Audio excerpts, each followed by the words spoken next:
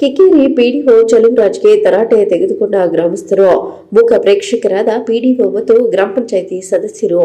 ಕೃಷ್ಣರಾಜಪೇಟೆ ತಾಲೂಕಿನ ಕಿಕ್ಕೇರಿ ಗ್ರಾಮ ಪಂಚಾಯಿತಿಯಲ್ಲಿ ಇಂದು ಮೇಕೆ ಮಾಂಸ, ಕೋಳಿ ಅಂಗಡಿಗಳ ಬಹಿರಂಗ ಹರಾಜು ಪ್ರಕ್ರಿಯೆಯನ್ನು ಏರ್ಪಡಿಸಲಾಗಿತ್ತು. ಹರಾಜು ಪ್ರಕ್ರಿಯೆಯಲ್ಲಿ ಪ್ರಾರಂಭಕ್ಕೂ ಮುನ್ನವೇ ಕಿಕ್ಕೇರಿ ಗ್ರಾಮಸ್ಥರು ಪಿಡಿಒ ಚಲುವರಾಜು ಮತ್ತು ಗ್ರಾಮ ಪಂಚಾಯಿತಿ ಆಡಳಿತ ಮಂಡಳಿ ವಿರುದ್ಧ ಆಕ್ರೋಶ ವ್ಯಕ್ತಪಡಿಸಿದರು.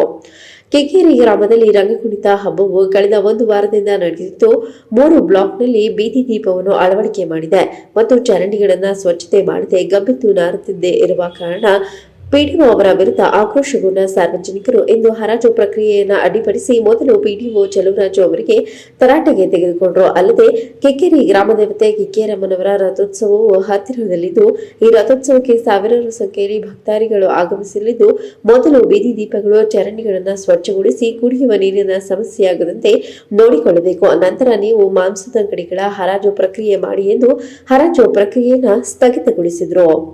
ಈ ಸಂದರ್ಭದಲ್ಲಿ ಗ್ರಾಮ ಪಂಚಾಯಿತಿ ಅಧ್ಯಕ್ಷರಾದ ಕೆಆರ್ ಕೃಷ್ಣ, ಉಪಾಧ್ಯಕ್ಷರಾದ ರೇಣುಕಮ್ಮ, ಸದಸ್ಯರಾದ ಪುಟ್ಟೇಗೌಡರು, ಪುಟ್ಟರಾಜು, ರಾಜೇಶ್, ಚಂದ್ರಶೇಖರ್, ಜ್ಯೋತಿ ಸೇರಿದಂತೆ ಗ್ರಾಮ ಪಂಚಾಯಿತಿಯ ಸಿಬ್ಬಂದಿಗಳು, ಸಾರ್ವಜನಿಕರು ಇದ್ದರು.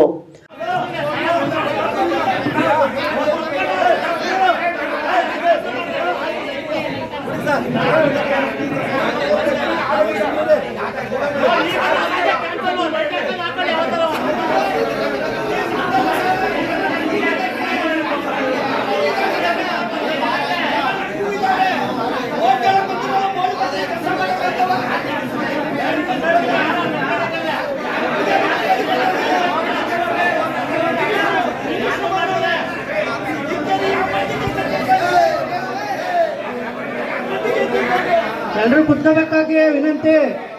ಶಂಭು ಕಿಕ್ಕೇರಿ, ಚಾಮುಂಡಿ ನ್ಯೂಸ್, ಕೃಷ್ಣರಾಜಪೇಟೆ.